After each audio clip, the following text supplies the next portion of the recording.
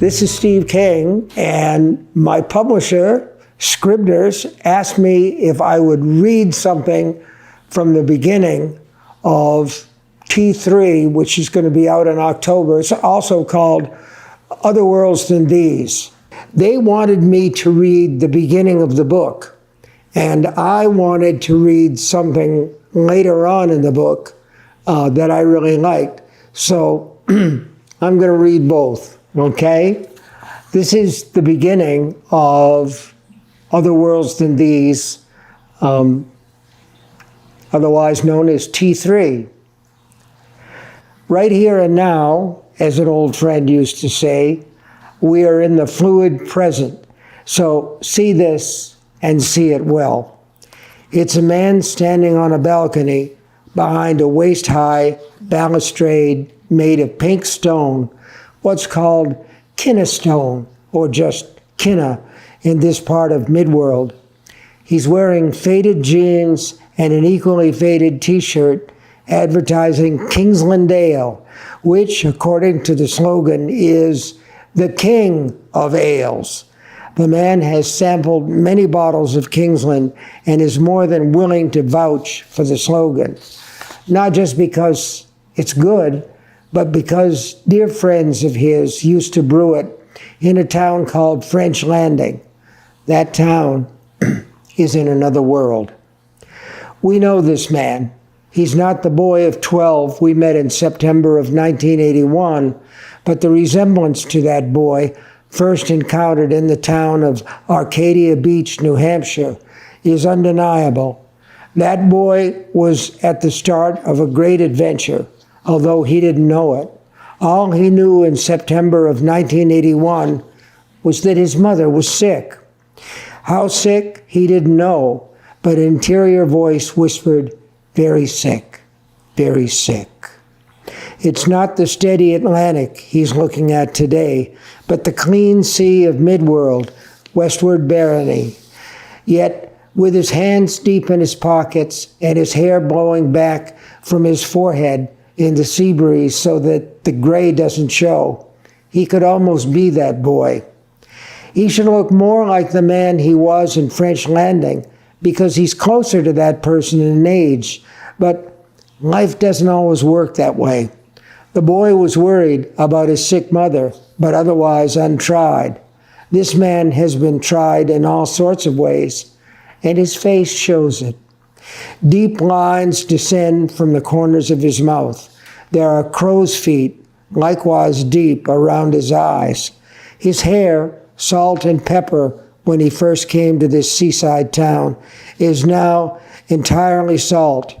That town is called Desi, which looks like it should be pronounced Desi, but is actually pronounced Desi. The man likes that name. To him, it sounds like desire. Okay, that part is the beginning of the book.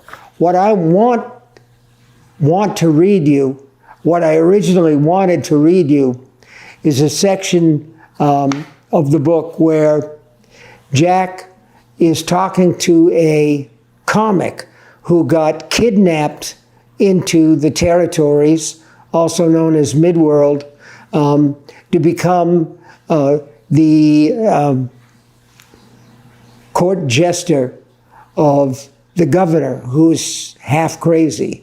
So that's that guy. That's this guy. His name is Peyton Orville. Pay size. Ever hear of Dangerfields, a comedy club in New York? Yeah, I think I saw a newspaper story saying it had closed, Jack says. Yeah, no great loss. The place was a pit. Anyway, I did a gig there one night in the summer of '76, third billing. Carlin had first, which was fair, but Paul Lynn billed second.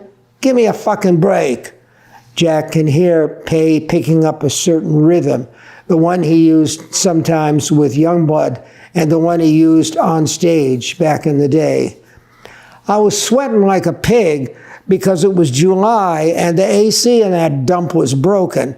Still, I had them rolling in the aisles. Tall ships bit, want to hear it? No. Am I offended by your refusal? Not a bit.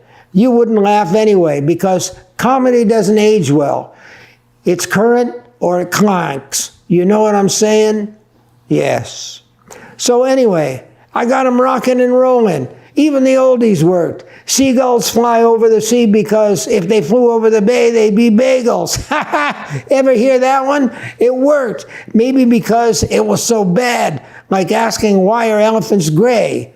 So you can tell them from blueberries, Jack says. Right. You heard it, right? Who hasn't? It's a kid's joke.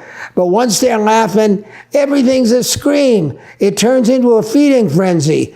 So they're going crazy, except for this one fella sitting in the middle of the room all by himself. Black suit, string tie, bald as a fucking cue ball.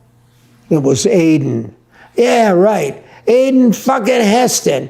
And the more he don't laugh, the more he bugged me, because everyone else was busting a gut. You see that, right? It freaked you out? It did. Turd in the punch bowl, maggot in the green salad type of thing. Fly in the ointment, Jack says. Yeah, that too. So I was staying in this flop in the village, the Chelsea Hotel, where Sid Vicious died, Jack says. What? Who? Never mind. It was after your time. Huh? Happened later. Go on. I could have gone to Chicago. There was an opening at Second City, but I stayed in New York because after that knockout gig at Dangerfield's, I thought I might get on the Tonight Show. But fucking Johnny Carson is such a prick. No more, Jack says. He died a long time ago. Good. I'd like to go back just long enough to piss on his grave.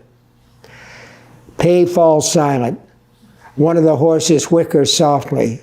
A momentary breeze huffs the sparks of their campfire, making it glow bright for a few seconds before subsiding. I don't mean that.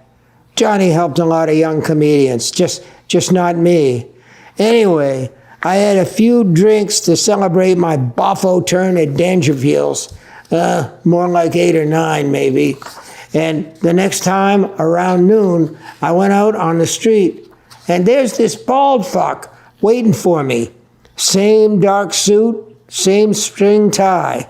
He says, "Hello, Mr. Orville." And I thought he was going to ask me for an autograph or something. Instead, he points a pistol at me and takes my arm. Have you ever felt his grip? No. Count yourself lucky. It's like a fucking steel claw. The gun is in my side, and he says, "Walk. And if you yell to anyone or say anything at all, I will pull this trigger and explode your heart. You're not the only joke man in the city." So I say, "Walk where?" And he goes, "Central Park." I say, "Are you serious? That's 3 fucking miles." He goes, 1.9.